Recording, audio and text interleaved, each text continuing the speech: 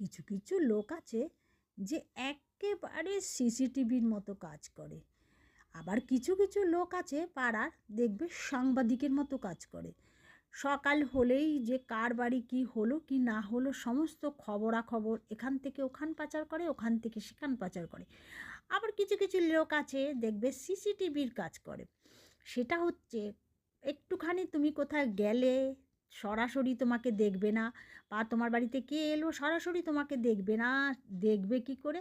ছোট্ট জানলার ফাঁক দিয়ে একটুখানি জানলাটা খুলে টুক করে একটু উঁকি মেরে একটু দরজার ফাঁক দিয়ে আর তুমি দেখতে পাবে যে জামা কাপড় যেটা পরে আছে সেটা দেখা যাচ্ছে, কিন্তু তবু ওই রকমভাবেই দেখাটাই স্বভাব।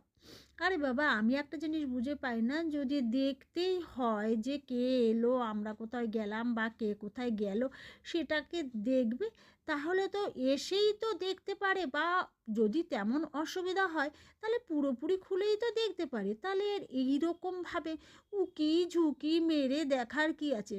কি পড়লো কি খেলো, এই স্বভাবটা কিছু কিছু লোকের একেবারে থেকে যায় সারা জীবন।